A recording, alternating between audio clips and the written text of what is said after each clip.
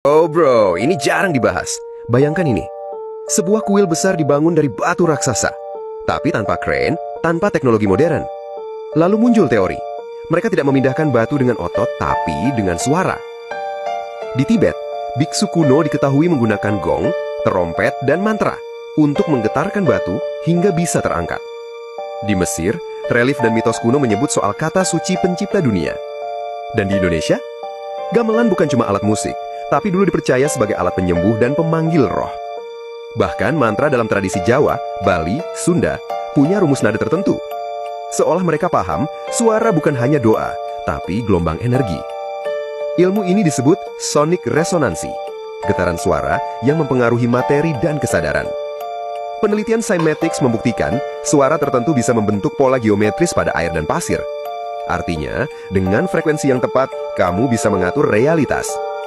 Nah, sekarang kita balik lagi ke Borobudur. Beberapa ahli akustik menemukan, candi ini punya struktur resonansi persempurna. Jika kamu berdiri di titik tertentu, suaramu akan terpantul berulang kali, menciptakan efek gema yang unik. Bahkan, ada yang bilang kalau kita mainkan nada yang tepat di stupa Borobudur, akan muncul resonansi yang mengubah kesadaran. Ini bukan sulap, ini sains kuno. Dan ilmu ini bisa jadi berasal dari satu tempat, Sundaland. Wilayah yang dipercaya sebagai rumah para penjaga bunyi. Tempat lahirnya ilmu suara, mantra, musik, dan resonansi. Lalu mereka menyebar ke India, Tibet, Mesir, Mesoamerika, menyebarkan satu kunci. Bahwa alam semesta ini dibangun dari getaran. Jadi, saat kamu mendengar suara gamelan, mantra kuno atau bunyi hutan, jangan anggap itu hanya suara.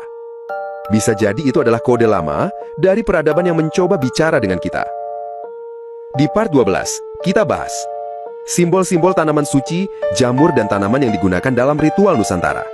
Dan bisa jadi mereka bukan sekedar untuk halusinasi, tapi pembuka pintu dimensi seperti yang dilakukan suku Maya dan Amazon. Siap? Karena kita makin dekat ke inti warisan besar dari bumi yang pernah disebut Sundaland.